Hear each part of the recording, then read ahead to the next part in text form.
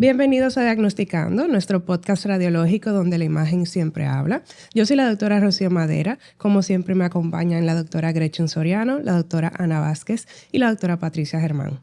En el día de hoy vamos a tratar el tema de radiología y urgencias. Importante antes de iniciar conocer términos que van a ser de interés en este podcast. Por ejemplo, ¿qué es una emergencia y qué es una urgencia? Ambas entidades tienen que ver con patologías que pueden poner en riesgo la vida del paciente. Lo único es que la diferencia es el tiempo de acción en que se debe de tratar la situación que se está presentando. Una emergencia amerita que se actúe de manera rápida y una urgencia se debe actuar rápido, pero hay cosas que pueden esperar un poquito más de tiempo. Por dicha razón, en las emergencias hay un sistema de categorización y de clasificación que se llama triaje, en el cual se dividen los pacientes dependiendo de cuáles cosas son más importantes y hay que atender con más rapidez a otras que pueden esperar más tiempo. Vamos a imaginarnos que estamos en una emergencia en República Dominicana, la sala llena, pacientes en camillas, en sillas de ruedas, algunos de pie, el tomógrafo ocupado otra vez o dañado.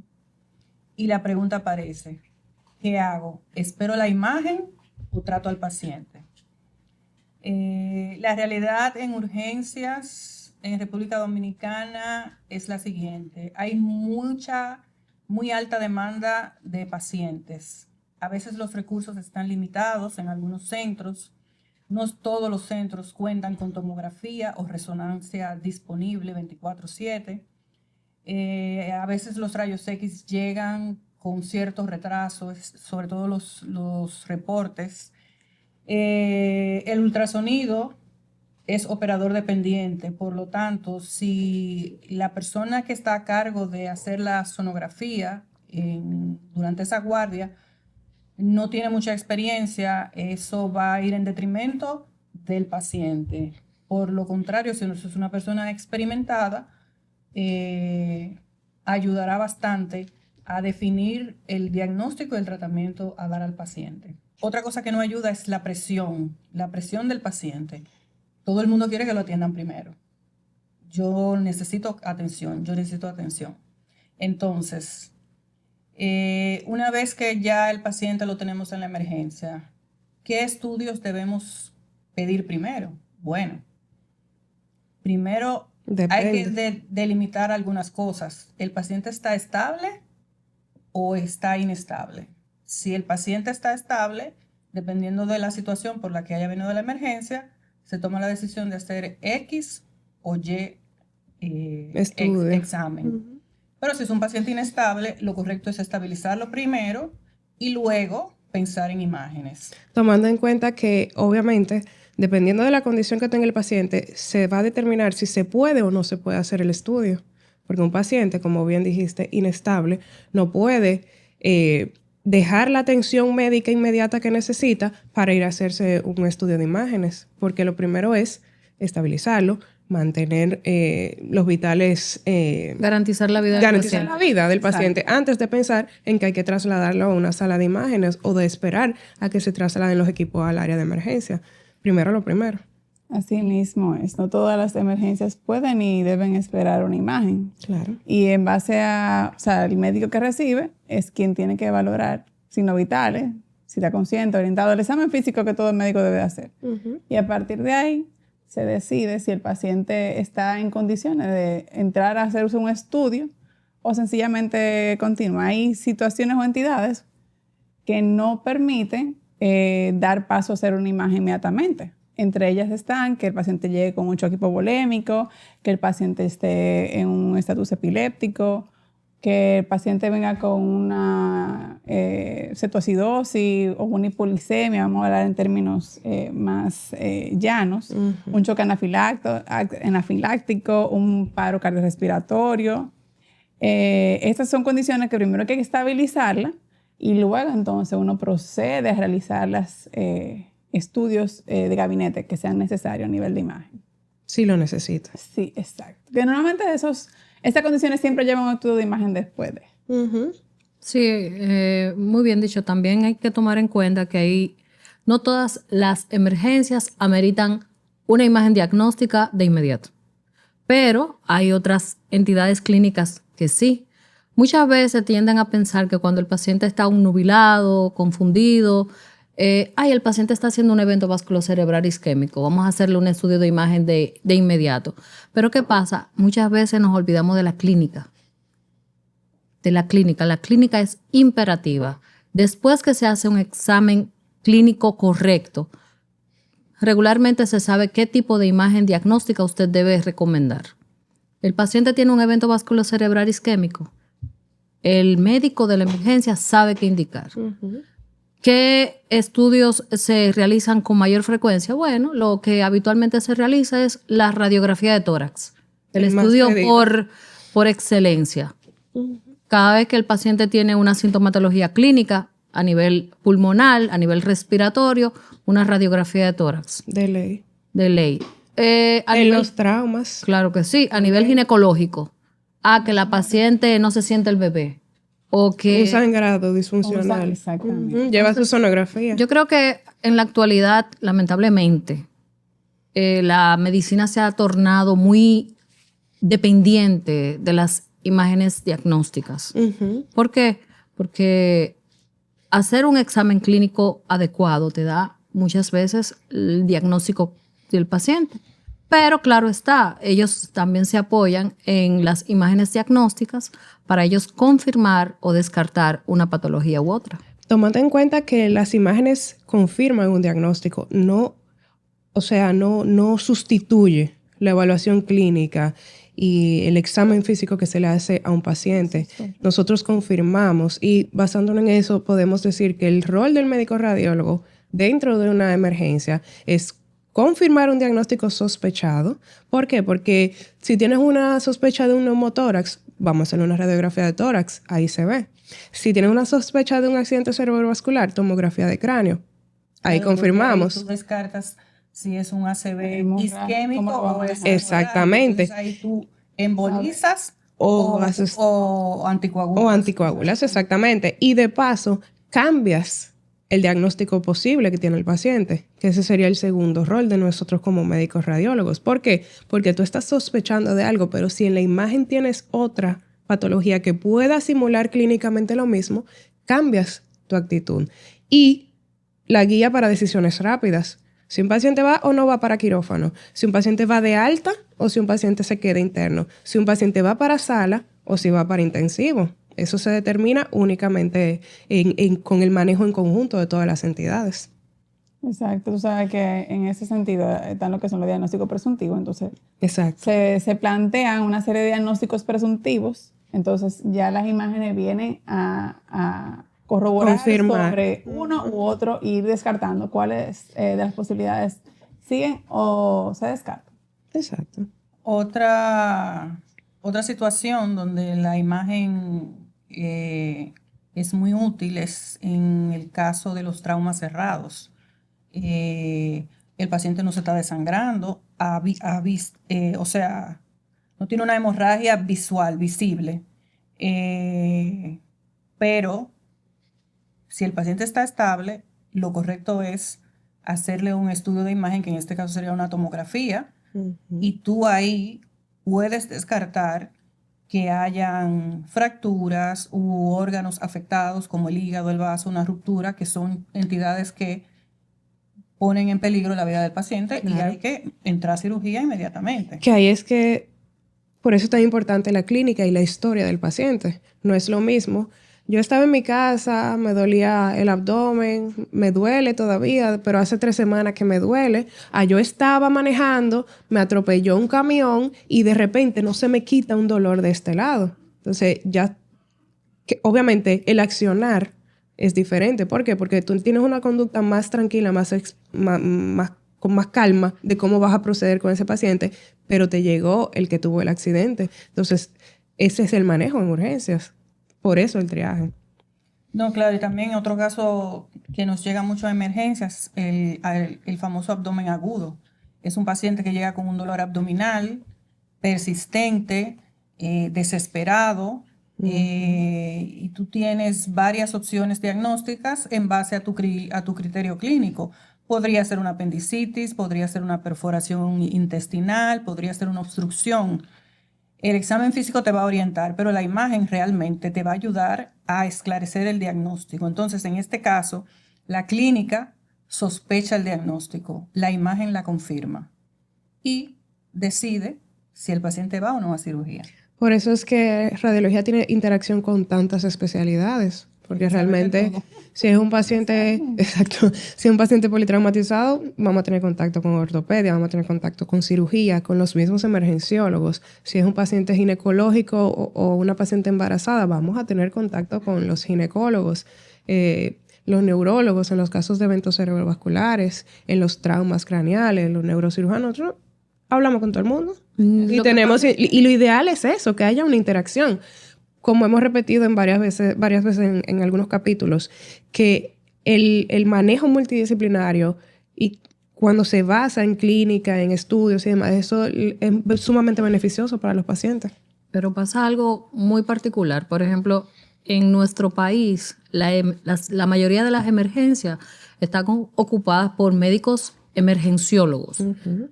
No siempre tenemos el contacto directo, o médicos generales, no siempre tenemos el contacto directo con el médico especialista. Ahora bien, cuando se trata ya de casos que ameriten una interconsulta, una intervención del médico especialista, porque los que hacemos emergencia, de manera habitual tenemos ese contacto, pero principalmente o con el médico general, que está de planta de emergencia dentro, intrahospitalariamente, o con el médico de urgencia. Entonces, cuando se te presenta la emergencia y tú confirmas el diagnóstico a través de la imagen y tú te comunicas con el doctor o le mandas el reporte, si se requiere algo un poquito más expedito, inmediatamente ya el médico te llama, el médico del paciente, el especialista. Mira, yo requiero otra cosa para terminar de confirmar o para buscar otra patología.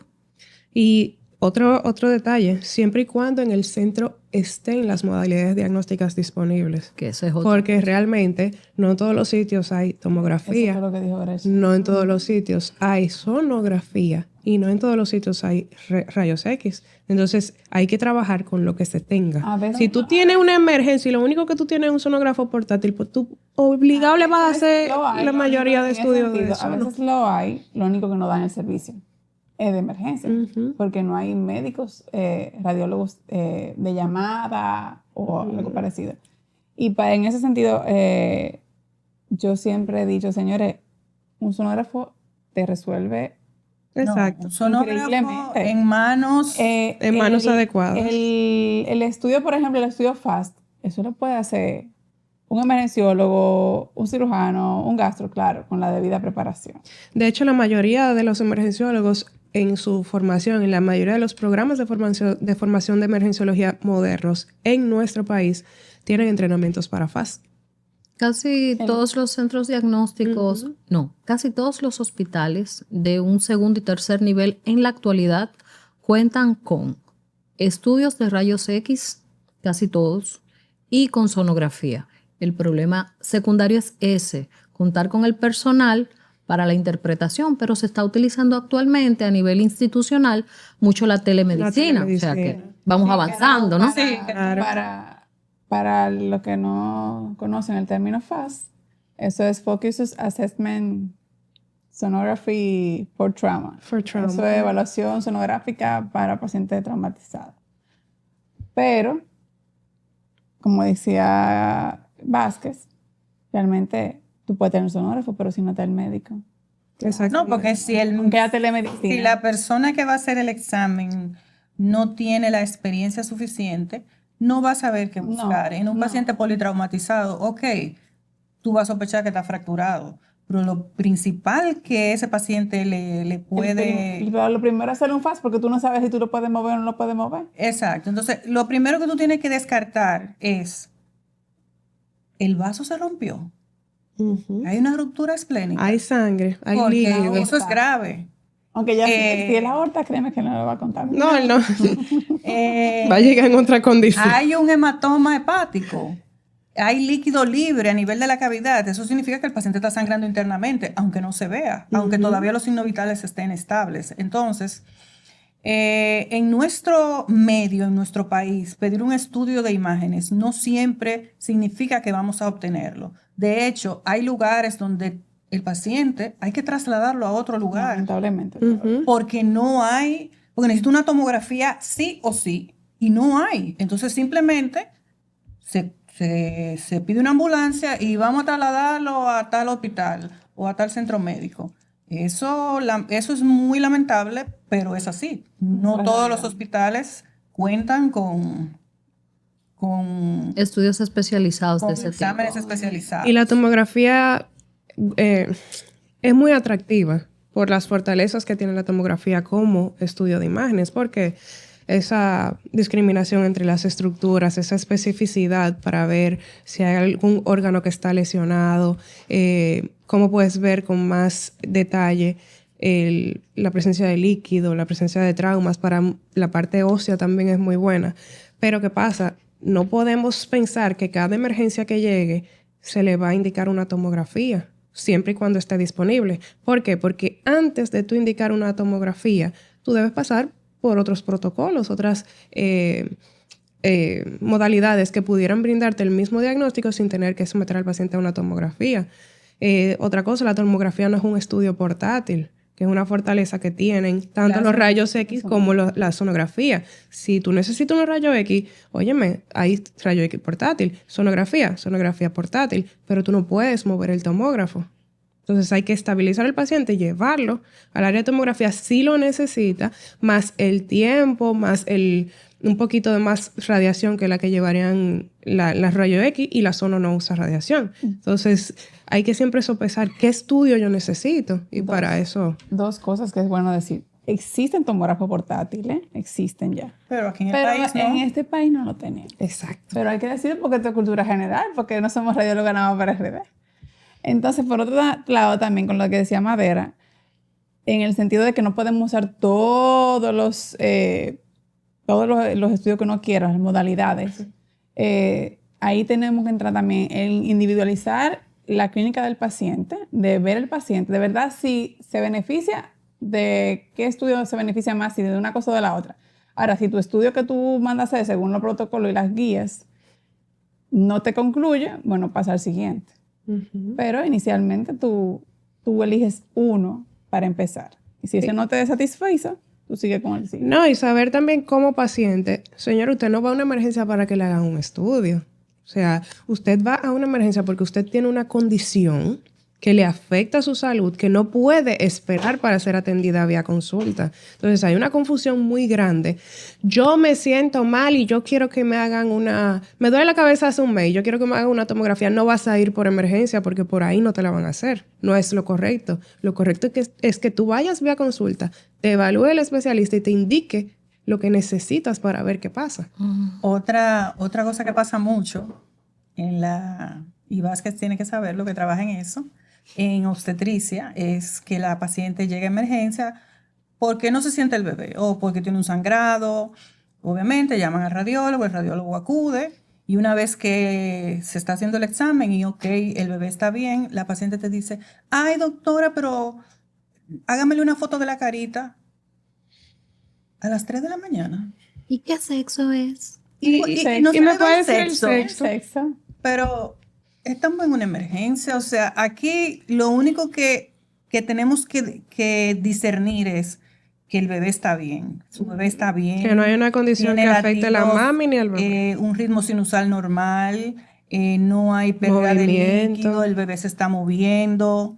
No es el momento de ver la carita ni de determinar el sexo. Lo que pasa es que hemos perdido esa capacidad de como de empatía en ese contexto, porque el que ha tenido oportunidad de vivir una emergencia real fuera de República Dominicana y hacer medicina en una emergencia real fuera de República Dominicana, no solamente sabe el tiempo que conlleva que atiendan una emergencia fuera de este país, sino solamente el coste. Este es uno de los países donde la medicina es más barata que nosotros hemos podido ver, porque todas hemos tenido la oportunidad de salir de aquí, del país, y ver otras culturas, otro tipo de medicina en otro país. Y este es uno de los países donde hay mayor acceso a una sala de urgencia y de emergencia, mayor acceso a un estudio diagnóstico independientemente de la modalidad que sea o por el tipo de patología que sea. Aquí vive Dios en ese contexto. Pero querida, aquí el paciente tiene la dicha de que coge su celular a las 3 de la mañana y llama a su ginecólogo o a su pediatra. Y le contestan. Y le pide, doctor, no me siento el bebé, me siento tal cosa, el niño tiene fiebre. Eso tú no lo ves en otros países. En Estados Unidos, por ejemplo, tú ni siquiera tienes acceso a tu médico. Usted tiene que ir por emergencia y si ellos consideran, llamarán a tu médico. Pero tú no tienes acceso jamás a llamar a tu médico. El que esté ahí resuelve. El que esté ahí, el residente o quien sea. Entonces,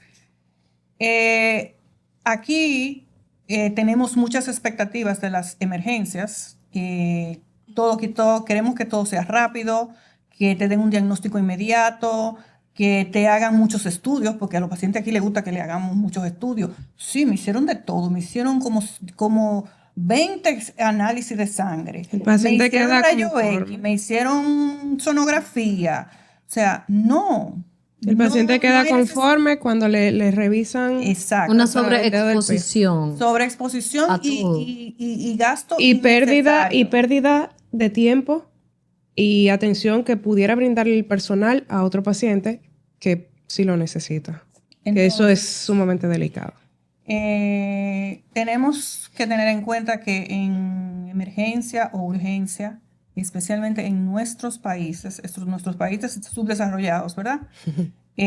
No siempre tenemos todos los recursos para poder ayudar al paciente, pero sí tenemos algo y es criterio médico. Tenemos la clínica que siempre debe ser preponderante y predominar por encima de todo y tenemos responsabilidad. La radiología es una herramienta muy valiosa, pero no reemplaza el juicio del médico. No todo paciente grave necesita un estudio de imágenes.